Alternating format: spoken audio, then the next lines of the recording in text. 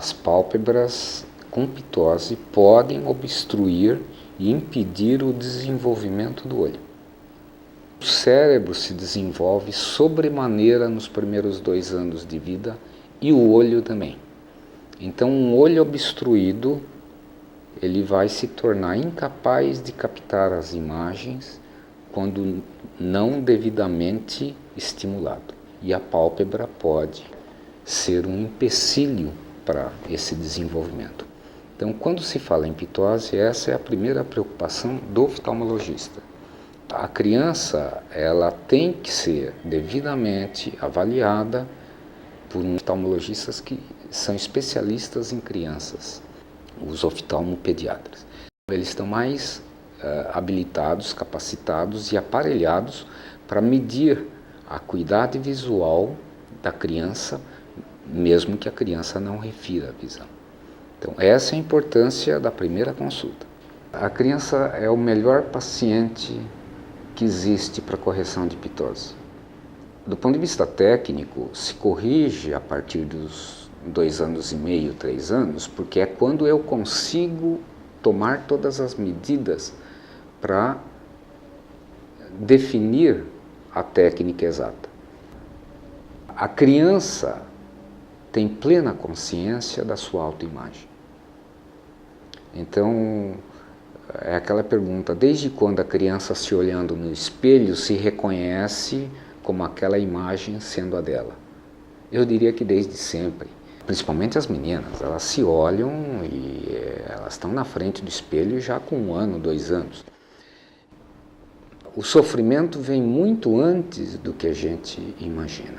Essa idade de 3 anos é ideal porque, se demorar demais, ela vai para a escola e na escola ela vai começar a sofrer a discriminação pelo problema.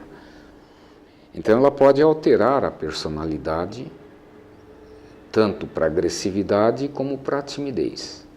A maioria dos casos que eu tenho observado, os pacientes se encapsulam, elas ficam tímidas.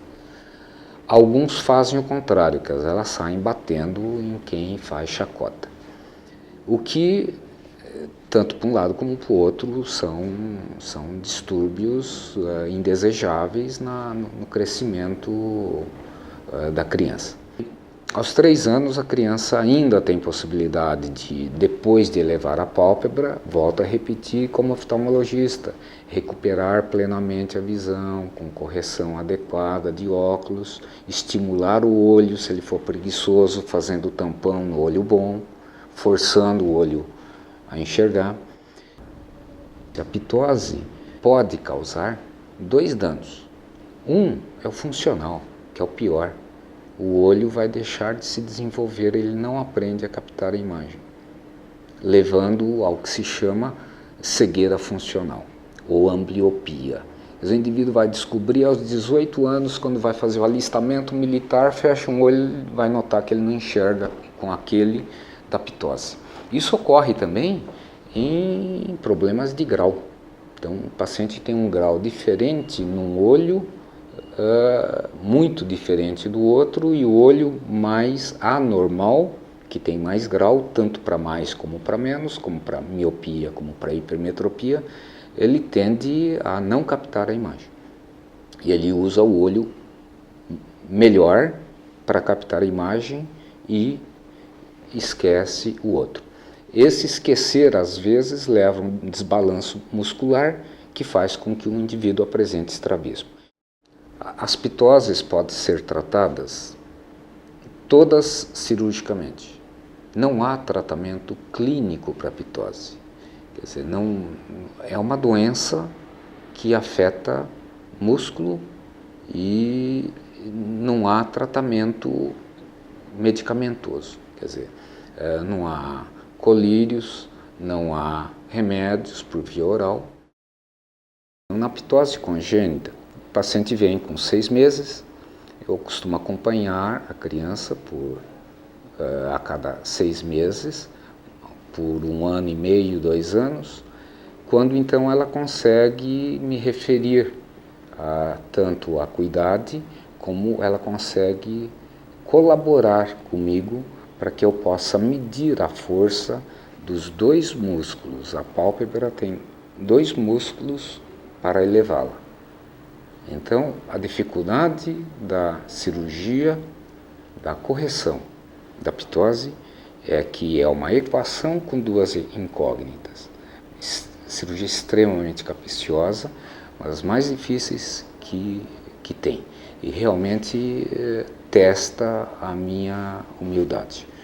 Fazendo essa cirurgia por mais de 30 anos, eu costumo falar nas minhas aulas, eu vou morrer sem ter certeza de que eu acertei. Então o paciente vem, doutor, o senhor me dá a garantia de 100%?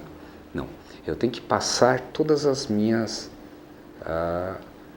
inseguranças em relação a uma certa imprevisibilidade de resultado da correção. Nem sempre se acerta em 100% dos casos na primeira cirurgia. Então você às vezes tem que fazer um ajuste. Geralmente o ajuste é para mais, né? Porque o olho fica um pouquinho mais baixo. Por quê? Porque nós estamos falando em milímetros. 2 milímetros é suficiente para a ptose ser aparente. A abertura da pálpebra não chega a 1 centímetro, é 9 milímetros. Quer dizer, uma pálpebra que tem uma ptose e uma abertura de 6, então a ptose em torno de 3 milímetros em relação ao outro olho. Essa é uma ptose já severa.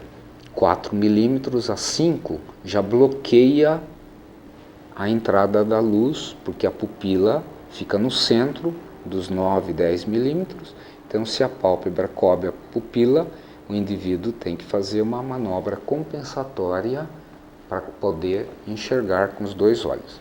Então, normalmente, ele tem uma posição de cabeça com o queixo erguido, e numa criança muito pequena, numa ptose bilateral, ela realmente vai ter problema até de postura, de coluna, e vai ser desajustada do ponto de vista do desenvolvimento motor. A cirurgia da ptose em criança congênita, sempre anestesia geral, embora o melhor seja que eu consiga fazer com o local, paciente colaborando. Elas levam em torno de 1 hora, não é uma cirurgia demorada, mas a cirurgia ela é, do ponto de vista diário, uma cirurgia pequena, mas extremamente técnica, porque eu tenho que localizar o músculo e fazer a devida correção na medida exata. Então, é uma cirurgia de precisão.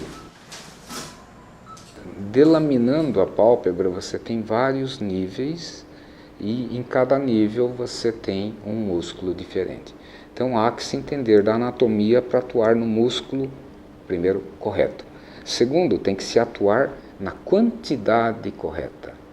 É aí que vem a grande dificuldade do cirurgião, porque tudo isso é milimétrico e nenhum cirurgião controla a cicatrização. Então, a cicatrização é individual. Há quem retraia mais na cicatrização, há quem retraia menos na cicatrização. E esse pequeno mais ou menos é suficiente para dar uma diferença de 1 milímetro para cima e para baixo. Daí eu dizer que 100% na primeira cirurgia não dá para garantir, mas existe, primeiro, a necessidade de se estabelecer a técnica cirúrgica, segundo, quantificar e depois executar.